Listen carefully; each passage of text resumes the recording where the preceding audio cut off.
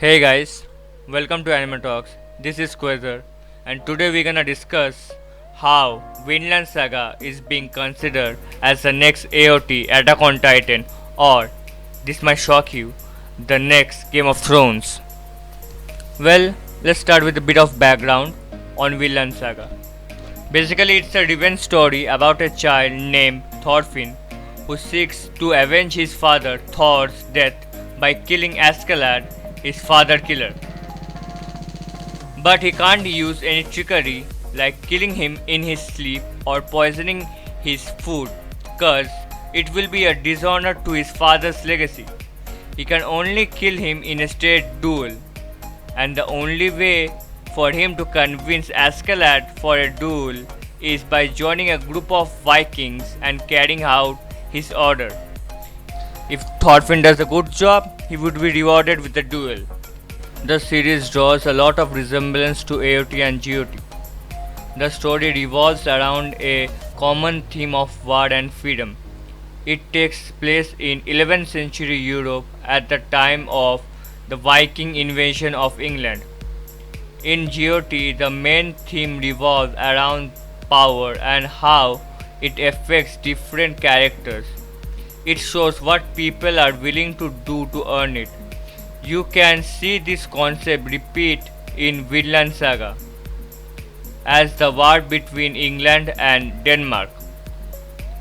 Like Attack on Titan and Game of Thrones, Vinland Saga is blessed with rich characters like Thor, Askeladd, Canute, Thorkel, who have potential to be as lovable and unique as Jon Snow, Tyrion Lannister, Jaime Lannister, Arya Stark in GOT, or as Levi Arkaman, Erwin Smith, Reiner in AOT. In Attack on Titan, you will find that the story is about freedom and the struggle to achieve it. But in Vinland Saga, the concept is correlated with the idea of Vinland itself, a place free of war. The show follows 4 important moral concepts, but don't worry, I won't spoil it for you guys. But what I can tell you is that it follows the idea of a true warrior, a living legend who don't need any weapon to win.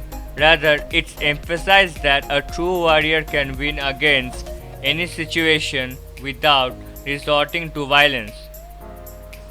This is the exact opposite of the religious belief of Vikings, who believe in violence.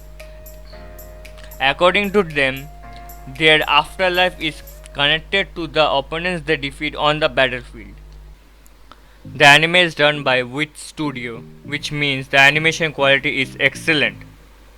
If you are unfamiliar with their work, here are some of their best creations like Attack on Titan, Sheriff of the End, and many more.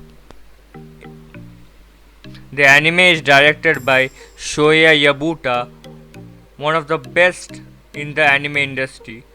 Some of his prominent work includes No Game No Life, Overlord, Attack on Titan, etc. These 2 facts alone should be enough to urge you to at least see the anime. The love and care has been put into this anime justifies seeing the show. But don't let me convince you, the show speaks for itself. If you are still on the fence, it has an 8.72 rating on my anime list. So go on, try it yourself and let me know if you agree with me or not. And this is the end of the video guys. Hope I was able to convince you to watch Vinland Saga. Drop a like, subscribe to the channel, share the video if you like it.